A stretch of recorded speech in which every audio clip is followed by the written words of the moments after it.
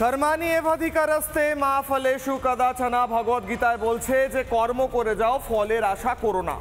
কিন্তু কেউ যদি ফলের আশার জন্য কুকর্ম করে যায় তার ক্ষেত্রে কি হবে? তার ক্ষেত্রে এটাই হবে যে সাধারণ মানুষ যাকে ভরসা করেছিলেন সেই মানুষের ভরসা তার ওপর থেকে উঠে যাবে। 2026-এর ইলেকশনের আগে এই মুহূর্তে রাজ্যের পরিস্থিতি কি?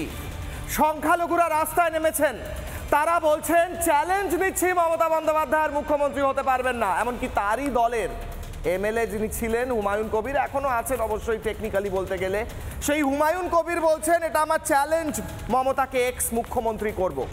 অন্যদিকে মতুয়ারা রাস্তায় নামছেন বলার জন্য যে তাদের অধিকারে সবচেয়ে বড় বাধা সৃষ্টি করেছিলেন মমতা বন্দ্যোপাধ্যায়, ক্যা ক্যা ছি ছি করে। আর অন্যদিকে সনাতনীরা যখন অরাজনৈতিকভাবে গীতা পাঠের জন্য একসঙ্গে একভাবে হাতে হাত ধরে মিলিত হচ্ছেন, সেখানেও মমতা বন্দ্যোপাধ্যায় তাদের সাথে নেই। তাহলে মমতা বন্দ্যোপাধ্যায়ের সাথে কে আছে? প্রশ্ন করব আজ কিশলয়ের অগ্নিবাণে।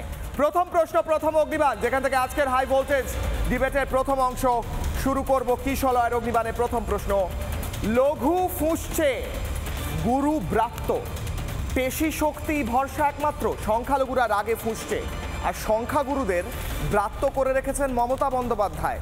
তাদের গীতা পাঠ, তাদের অনুষ্ঠানে যাওয়ার প্রয়োজন নেই, ওনার যেগুলো প্রয়োজন যাওয়া মনে হয় সেগুলোতে যাবেন, কিন্তু স্বতঃস্ফূর্তভাবে সনাতনীরা যেগুলো করবেন সেগুলো যাওয়ার প্রয়োজন হয়তো তিনি মনে করছেন না। তাহলে একমাত্র ভরসা কি দাঁড়াচ্ছে? পেশি শক্তি। কিশলয়ের অগ্নিবাণে আজকের ডিবেটে যারা অংশ নিচ্ছেন, কিশলয়ের অগ্নিবাণ সন্ধ্যে 6টায় বাংলার 1 নম্বর চ্যানেল রিপাবলিক বাংলার 1 নম্বর শো। কিশলয়ের অগ্নিবাণ সন্ধ্যে 6টায়। এই মুহূর্তে যারা উপস্থিত রয়েছেন আমার সঙ্গে, তাদের সঙ্গে পরিচয় করাবো। আমার সঙ্গে রয়েছেন কেয়া ঘোষ, বিজেপি মুখপাত্র। আমার সঙ্গে রয়েছেন অনিন্দ সিনহা রয়, রাজনৈতিক কর্মী, তৃণমূলকে সমর্থন করেন।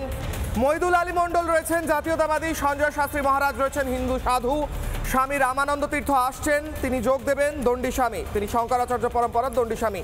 আমি শুরু করবো আজকে মইদুল আলী মণ্ডলকে দিয়ে। গতকাল মইদুলদা আমরা কথা বলছিলাম, গতকাল আলোচনা করছিলাম, আপনারা পথে নেমেছেন, আপনারা মমতা বন্দ্যোপাধ্যায়ের বিরুদ্ধে আওয়াজ তুলছেন। আমি কালকে প্রশ্ন করেছিলাম, মমতা বন্দ্যোপাধ্যায় তো বলে থাকেন তিনি আপনাদের পাশে সবচেয়ে বেশি রয়েছেন, হঠাৎ করে আপনারা মমতা বন্দ্যোপাধ্যায়ের বিরুদ্ধে আওয়াজ কেন তুলছেন? আজকে আমার একটা অ্যাডিশনাল প্রশ্ন করতে হচ্ছে। মুখ্যমন্ত্রী মমতা বন্দ্যোপাধ্যায়, তাকে এই সনাতনীরা একজোট হয়ে আজ যে গীতা পাঠের আয়োজন করেছে দুদিন বাদে, সেখানে ডেকেছিলেন, তিনি যাননি বা তিনি যাচ্ছেন না, তিনি আমন্ত্রণের কোনো সাড়া দেননি। সংখ্যালঘু সম্প্রদায়ের মানুষের অনুষ্ঠানে যেখানে মমতা বন্দ্যোপাধ্যায় দাঁড়িয়ে বলেন যে আমি আপনাদের পাশে রয়েছি, বিজেপিকে ভোট দেবেন না, তিনি হয়তো গীতা পাঠের অনুষ্ঠানে যাবেন না। কোথাও একটা আপনি ডিফারেন্স ফিল করতে পারছেন, বুঝতে পারছেন যে কোথাও একটা কিছু গন্ডগোল হচ্ছে? বলুন মইদুল বাবু। দেখুন, আমরা অনেক শিল্পী দেখেছি যারা বাংলা গানের ডালি নিয়ে আসে, হিন্দি গানের ডালি নিয়ে আসে, এবং আমাদের মুসলিমদের মধ্যে দেখা যাচ্ছে গজলের ডালি নিয়ে আসে।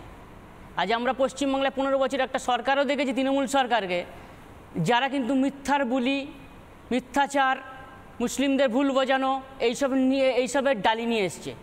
আজ পশ্চিমবাংলায় মুসলিমরা শুধু ব্রাত্য এই সরকারের আমলে। কেন?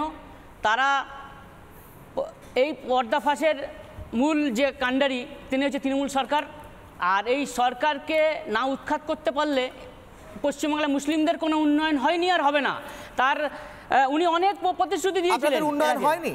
আপনাদের জন্য একটা লিস্ট গোটা মমতা বন্দ্যোপাধ্যায় প্রতিটা সভায় গিয়ে বলেন যে সংখ্যালঘুদের জন্য তিনি এই বানিয়েছেন, ওই বানিয়েছেন, মাদ্রাসা করেছেন, বিশেষ শিক্ষাবৃত্তির ব্যবস্থা করেছেন, বিভিন্ন প্রকল্পের নাম বলেন। আপনারা তো থ্যাঙ্কফুল হতে পারছেন না ওনার প্রতি?